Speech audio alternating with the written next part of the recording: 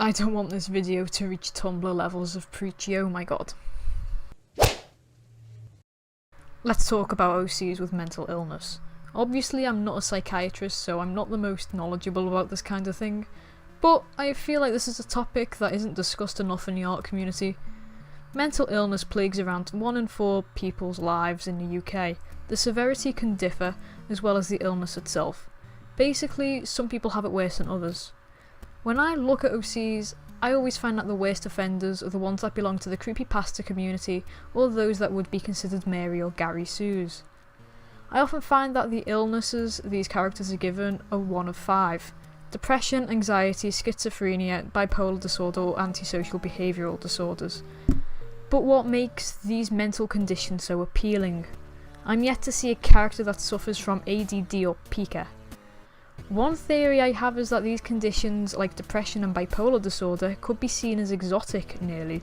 I feel like some people act as if these mental illnesses add to a person's character or personality, and it's rather ignorant to think that. Bipolar isn't a personality trait, it's a mind-altering illness that I'm sure sufferers don't want to be listed as part of their personality. If you think you're adding depth to your character just by attaching a condition onto them, you're doing the opposite, especially when you obviously don't know the effect of the illness or the scope of it. Depression is a mental illness a lot of people deal with in their lives. Most people probably have suffered from a mild form of it, but it's on a spectrum, and it can be commonly ignored. A lot of people writing characters fail to realise that there are different severities of depression. People don't treat it with the respect that it deserves. Think of it this way, depression can and will kill. It can be deadly. Everyone in every comment section of a video mentioning mental illness will bring up that they suffer from depression, XD. Is there depression diagnosed? I don't know. But you get a grasp of who understands or who has suffered from the condition by the way they treat it in their writings.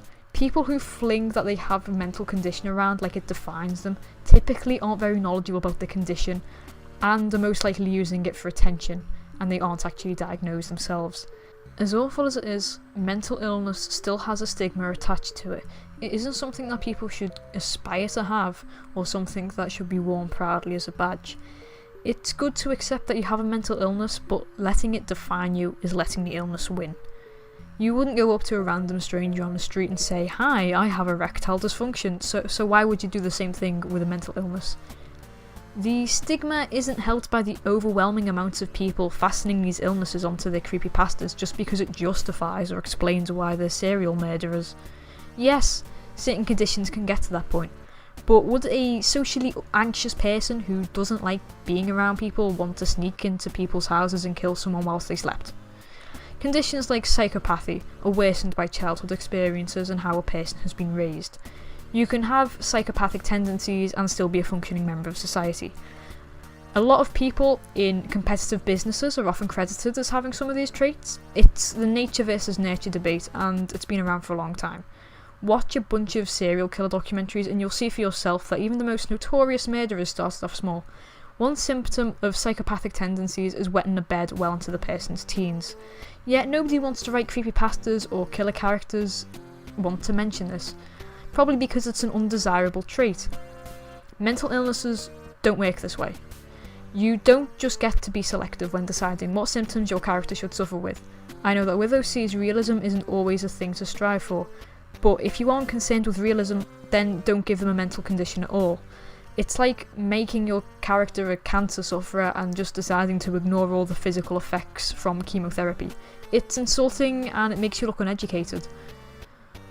The only people who understand mental illnesses are those that have them and those who research them. If you're writing a character with mental illness, then research is key.